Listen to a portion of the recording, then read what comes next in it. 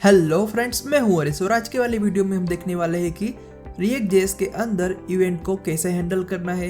हर element की event अलग अलग होती है।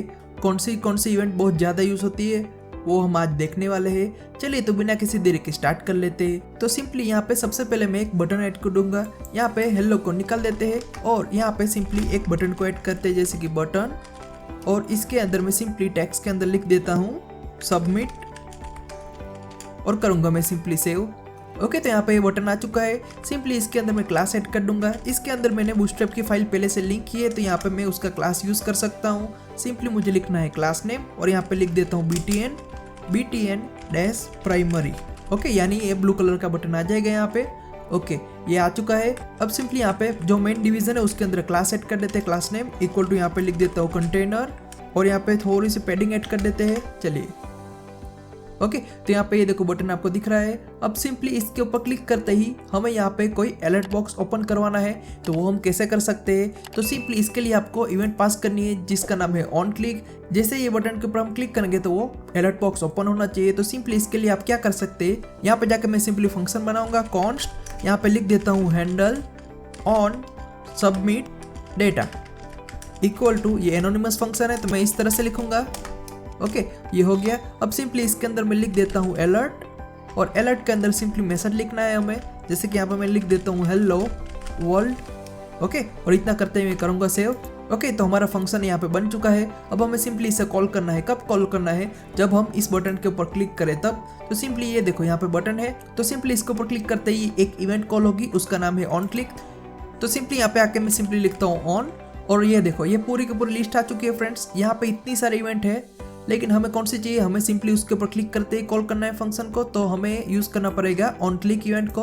ऑन क्लिक इक्वल टू, यहाँ पे आपको कर्ली ब्रैकेट लिखना है। क्यों? क्योंकि यहाँ पे HTML के कोड के अंदर हमें अगर जावास्क्रिप्ट का कोड लिखना है तो वो हम यहाँ पे कर्ली ब्रैकेट के अंदर लिख सकते हैं। अब सिंपली इसके अंदर मैं लिख देता हूँ हैंडल सबमिट डेटा और करूंगा मैं सेव। चलिए अब सिंपली इसके ऊपर जाके क्लिक करते हैं। ये देखो जैसे मैंने इसके ऊपर क्लिक किया तो ये यहाँ पे ये ऑन क्लिक इवेंट फायर हो चुकी है और यहाँ पे ये डेटा आ चुका है। तो इस तरह से आप यूज कर सकते हैं। यहाँ पे जो भी इवेंट कॉल हो रही है फ्रेंड्स, उसके बारे में अगर आपको डेटा चाहिए तो सिंपली आपको यहाँ पे पैरामीटर में मिल जाएगा। जैसे कि यहाँ पे मैं सिंपली लिख देता हूँ इवेंट और यहाँ पे कंसोल के अंदर सिंपली प्रिंट करवा लेते हैं console.log और इसके अंदर डायरेक्टली वो इवेंट को पास कर देते हैं। ओके, और सिंपली इसे करते हैं सेव। अब यहाँ पे सिंपली मैं राइट क्लिक करके कंसोल को ओपन कर देता हूँ। ओके, अब सिंपली इसके ऊपर करेंगे हम क्लिक। ओके, जैसे हमने क्लिक किया तो ये देखो यहाँ पे अलर्ट बॉक्स आ चुका है, यहाँ पे इतना एग्जीक्यूट हो चुका है। अब सिंपली इसके ऊपर करूँगा ओके। ओके, तो यहाँ पे आपको इवेंट के बारे में इन्फॉर्मेशन मिल जाएगी फ्रेंड्स। तो इस तरह से आप यूज़ कर सकते हैं इसे। यहाँ पे ये देखो टारगेट कौन सा है वो सारी इन्फॉर्मेशन यहाँ पे मिल जाएगी। तो इस तरह से आप डायरेक्टली इवेंट को पास कर सकते हो। अगर आपको यहाँ पे एरो फंक्शन के जरिए पास करना है तो वो भी आप कर सकते हो। सिंपली यहाँ पे ऐसे एरो फंक्शन लिख देते हैं और सिंपली फंक्शन को ऐसे कॉल करवा देते हैं। खास करके मुझे ये बहुत पसंद है फ्रेंड्स, इसलिए मैं हर बार यहाँ पे इस तरह के एरो फंक्शन बनाता हूँ और इस तरह से डेटा को यहाँ पे पास करता हूँ। अगर आपको ये सिंटेक्स अच्छी नहीं लग रही है तो सिंपली मैंने जो पहले बताया वैसे आप कर सकते हो। इन दोनों में कोई चेंजेस नहीं है। इसके अंदर आपको ये एक ही लाइन ऐसे लिखना पड़ेगा और यहाँ पे जो भी इवेंट आ रही है वो यहाँ पे मिलेगी और उसी को यहाँ पे आपको फंक्शन में पास करना है। ये काम एकदम सेम टू सेम करेगी। जैसे कि ये देखो इसके ऊपर किया ओके, ये देखो कोई चेंजेस नहीं आया फ्रेंड्स। तो इन दोनों ट्रिक से आप इवेंट को हैंडल कर सकते हो। नेक्स्ट यहाँ पे अभी बटन को निकाल देते हैं। अब सिंपली यहाँ पे मैं लिख देता हूँ इनपुट, सिंपली इसे कर देते हो और तो ये हो जाएगा एक इनपुट बॉक्स। तो इतना करते ही ये इनपुट बॉक्स बन जाएगा। जैसे कि इसे करते हैं सेव। ओके, ये देखो यहाँ पे इनपुट बॉक्स आ चुका है। जैसे कि यहाँ पे इनपुट के अंदर भी आपको बहुत सारी इवेंट मिल जाएगी। सिंपली ऑन लिखो तो ये देखो यहाँ पे बहुत सारी इवेंट मिल चुकी है। जैसे कि इसके ऊपर ऑन क्लिक की इवेंट भी है, यानी जब भी आप इसके ऊपर क्लिक करोगे तो वो फंक्शन को कॉल कर देगा। ओके, तो यहाँ पे मैं सिंपली लिख देता हूँ हैंडल सबमिट डेटा और करूंगा सिंपली सेव। ओके, इतना करते मैं इसे सबसे पहले डिलीट कर देता हूँ। अब होगा क्या, यहाँ पे हम जैसे ही इनपुट के ऊपर क्लिक करेंगे तो ये इवेंट कॉल हो जाएगी। सिंपली इसे करता हूँ मैं क्लिक। ओके, ये देखो सिंपली उसके ऊपर क्लिक करते ही ये फंक्शन को कॉल कर दिया है इसने और करूंगा सिंपली ओके। और ये देखो यहाँ पे इवेंट भी आ चुकी है। तो इस तरह से आप यूज कर सकते हैं। तो यहाँ पे इनपुट बॉक्स के लिए हम ज्यादातर इवेंट को यूज करते हैं, उसका नाम है ऑन चेंज।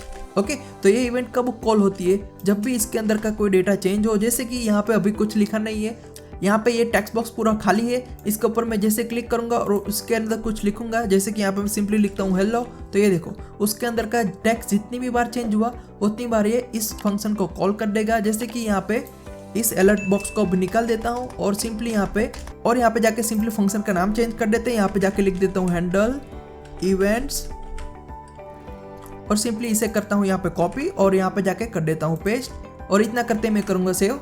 सिंपली इसे मैं अभी डिलीट कर देता हूँ। चलिए ये क्लियर हो चुका है। अब सिंपली इसको मैं निकाल देता हूँ और सिंपली एक बार रिलोड कर देते हैं। चलिए अब सिंपली यहाँ पे जाके मैं लिख देता हूँ एच।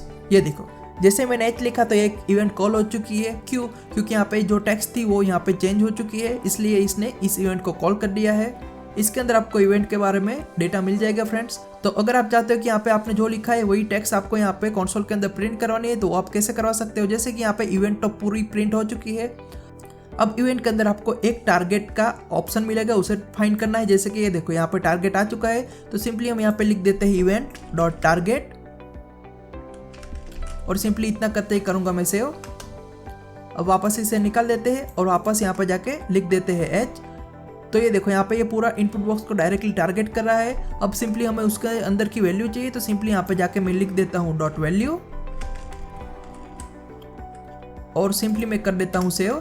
तो अब नेक्स्ट टाइम यहाँ पे मैं जो भी लिखूंगा वो डायरेक्टली टेक्स्ट यहाँ पे आपको लिखे मिलेंगे। जैसे कि यहाँ पे मैं अपना नाम लिखता हूँ, ये देखो, तो यहाँ पे जब जब मैं अपना नाम लिख रहा हूँ इसके अंदर की टेक्स्ट को चेंज कर रहा हूँ तब तब ये ऑन चेंज इवेंट फायर हो रही है और उसके अंदर का जो भी इवेंट का डेटा है वो यहाँ पे हमने प्रिंट करवा के दिखाया है, वही यहाँ पे हमें दिख रहा है। तो इस तरह से आप यूज़ कर सकते हैं। ठीक इसी तरह से नेक्स्ट इवेंट देख लेते हैं ऑन सबमिट की। जैसे कि फॉर्म आपको पता होगा तो HTML के अंदर फॉर्म आता है, उसके अंदर थोड़े से डेटा ऐड कर लेते हैं। जैसे कि यहाँ पे जाके सिंपली लिख देता हूँ लेबल और यहाँ पे ऐड कर लेते हैं ईमेल और ठीक इसी तरह से पासवर्ड का भी ले लेते हैं।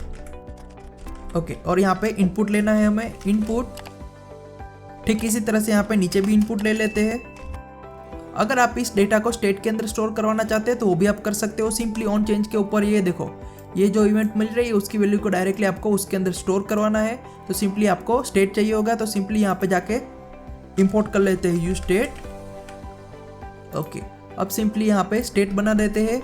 यहाँ पे जाके मैं लिखता हूँ यू स्टेट और यहाँ पे लिख देता हूँ ईमेल और यहाँ पे डिफॉल्ट वैल्यू को कर देते हैं ब्लैंक। ठीक इसी तरह से हमें पासवर्ड का भी चाहिए होगा, तो सिंपली यहाँ पे लिखता हूँ यू स्टेट और यहाँ पे लिख देते हैं पासवर्ड। ओके, और यहाँ पे डिफॉल्ट वैल्यू ब्लैंक। अब नेक्स्ट क्या करना है, सिंपली हमें इनको वैल्यू देनी है। जैसे कि यहाँ पे इनपुट की जो भी वैल्यू आएगी वो डायरेक्टली स्टेट के अंदर ही स्टोर कराएंगे, तो वही स्टेट की वैल्यू यहाँ पे डायरेक्टली असाइन कर देते हैं। ये देखो यहाँ पे फॉर्म आ चुका है। अब सिंपली यहाँ पे जाके BR टैग लगा देते हैं ताकि यहाँ पे ब्रेक हो जाए। अब सिंपली इसके अंदर हमें बटन चाहिए होगा सबमिट के लिए, तो सिंपली यहाँ पे जाके ऐड कर लेते हैं बटन और यहाँ पे जाके लिख देते हैं सबमिट डेटा। ओके, अब सिंपली हमें स्टेट के अंदर डेटा को स्टोर करवाना है, तो वो हम कैसे कर सकते हैं। तो इसके लिए हमें सिंपली यहाँ पे जाना है और यहाँ पे इनपुट के अंदर इवेंट को कॉल करना है। जैसे कि ऑन चेंज, जैसे ही इसके अंदर का डेटा चेंज हो तो सिंपली हमें स्टेट की वैल्यू को सेट करना है। तो यहाँ पे मैं उसका कोड लिख देता हूँ। जैसे कि यहाँ पे सिंपली लिख देता हूँ सेट ईमेल और इसके अंदर जाके सिंपली हमें इवेंट को पास करना है। तो यहाँ पे इवेंट को रिसीव कर लेते हैं और इसके अंदर डायरेक्टली पास कर देते हैं e.target.value, यानी उसका जो भी टारगेट है ये पूरा इनपुट बॉक्स उसकी वैल्यू यहाँ पे पास कर दो और उसे वैल्यू को सेट कर दो। तो ठीक इसी तरह से हमें यहाँ पे इस इनपुट में भी लिखना है ऑन चेंज और यहाँ पे जैसे ये चेंज हो जाएगी तो यहाँ पे इवेंट को रिसीव कर लो और उसे डायरेक्टली पास कर दो सेट पासवर्ड नाम के फंक्शन के अंदर जो यहाँ पे यूज स्टेट के अंदर हमने बनाया है। ये देखो यहाँ पे सिंपली इसे आप कॉपी पेस्ट कर सकते हैं और इसके अंदर डायरेक्टली सेट कर दो e.target.value, तो इस तरह से वो सेट हो जाएगी। अब नेक्स्ट यहाँ पे बटन का क्लास सेट कर लेते हैं। क्लास नेम इक्वल टू यहाँ पे लिख देते हैं btn-primary और करते हैं सेव। यहाँ पे थोड़ी सी मार्जिन टॉप दे देते हैं, मार्जिन टॉप 5। ओके, चलिए इस तरह से हो चुका है। अब सिंपली लेबल के नीचे भी BR टैग लगा देते हैं ताकि ये अच्छे से दिखाई दे और यहाँ पे भी ऐड कर लेते हैं BR टैग। ओके, इतना करते हैं। यहाँ पे सबसे पहले कंसोल को करते हैं क्लियर। अब सिंपली इसके अंदर हम वैल्यू एंटर करने की ट्राई करते हैं। तो नेक्स्ट हमें क्या करना है, सिंपली इनपुट बॉक्स के अंदर जो भी वैल्यू है उसे डायरेक्टली स्टेट के साथ लिंक कर देना है। जैसे कि value equal to directly state की जो वैल्यू आएगी वही यहाँ पे हम पास करवा देते हैं, क्योंकि यहाँ पे टेक्स्ट को चेंज करते ही हम वैल्यू को सेट कर रहे हैं। तो सिंपली इस तरह से आप पास कर सकते हैं, वैल्यू इक्वल टू हो गया। सिंपली यहाँ पे करता हूँ कॉपी और यहाँ पे करता हूँ पेस्ट। ओके, तो अब नेक्स्ट काम क्या है हमारा, सिंपली हमारा नेक्स्ट काम यही है कि जैसे हम इसके ऊपर क्लिक करेंगे तो उस टाइम यहाँ पे फॉर्म टैग की ऑन सबमिट इवेंट को हमें कॉल करना है।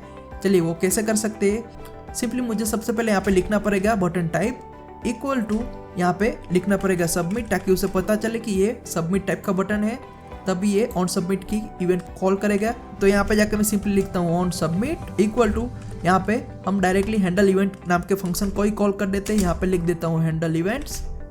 ओके, चलिए यहाँ पे वैल्यू और इसे हटा देते हैं, सिंपली इवेंट को ही कंसोल के अंदर प्रिंट करते हैं और इतना करते ही मैं करूँगा सेव। ओके, तो ये यहाँ पे सेव हो चुका है। अब नेक्स्ट यहाँ पे ईमेल एंटर करते हैं, जैसे कि यहाँ पे लिख देता हूँ haresh@gmail.com और यहाँ पे पासवर्ड में ऐड कर देते हैं 123 और सिंपली मैं इसके ऊपर करूँगा क्लिक। ओके, तो ये देखो यहाँ पे डेटा सबमिट हो चुका है और ये इतना जल्दी सबमिट हो चुका है कि हमें यहाँ पे कंसोल के अंदर वो टेक्स्ट दिखाई नहीं दिया। तो अगर आप चाहते हैं कि जो भी इवेंट कॉल हो रही है सिंपली वो एग्जीक्यूट हो, लेकिन वो दूसरे पेज के ऊपर रिडायरेक्ट ना हो जाए, सिंपली वही का वही रहे, तो यहाँ पे पेज को होल्ड कैसे कर सकते हैं आप, सिंपली यहाँ पे जाके आपको लिखना है इवेंट डॉट, यहाँ पे जो पूरी इवेंट मिल रही है उसके अंदर एक फंक्शन है जिसका नाम है प्रीवेंट डिफॉल्ट। तो यहाँ पे जाके मैं सिंपली लिख देता हूँ प्रीवेंट डिफॉल्ट और यहाँ पे फंक्शन को कर देते हैं कॉल। ओके, अब सिंपली इसे करता हूँ सेव। तो ये फंक्शन क्या करेगा फ्रेंड्स, सिंपली जैसे ये कॉल होगा तो वो उसे आगे रिडायरेक्ट करने ही नहीं देगा और वैसे का वैसे रहेगा। सिंपली ये ऑन सबमिट की इवेंट कॉल होगी और यहाँ पे कंसोल के अंदर वो इवेंट को प्रिंट करके दे देगी। ओके, चलिए तो मैं सिंपली इसे कर देता हूँ डायरेक्टली सबमिट। तो ये देखो यहाँ पे जैसे मैंने इसे सबमिट किया तो ये देखो यहाँ पे कंसोल के अंदर का मैसेज यहाँ पे दिखाई दे रहा है और हमारा यहाँ पे पेज रिडायरेक्ट भी नहीं हुआ है। तो इस तरह से आप इवेंट को हैंडल कर सकते हैं फ्रेंड्स। ये प्रीवेंट डिफॉल्ट फंक्शन बहुत ही काम का है फ्रेंड्स। तो जब भी आपको पेज को रिडायरेक्ट करने से बचाना है तो वहाँ पे इस इवेंट को रिसीव करना है और इवेंट के अंदर का ये फंक्शन ही है प्रीवेंट डिफॉल्ट, उसे सिंपली करना है कॉल। तो इस तरह से आप कर सकते हैं। ओके फ्रेंड्स, तो यहाँ पे ये जो भी 3-4 इवेंट हमने आज देखी है वो बहुत ही इंपॉर्टेंट है, हम रेगुलरली उसे ही यूज़ करने वाले हैं। तो हमें सिंपली उसके बारे में थोड़ी बहुत जानकारी होनी चाहिए, तो सिंपली मैंने वो यहाँ पे बता दी है। ओके फ्रेंड्स, आई होप आज की वाली वीडियो में आपको बहुत कुछ नया जानने को मिला होगा। तो फिर मिलते हैं नेक्स्ट वीडियो में। Thank you for watching.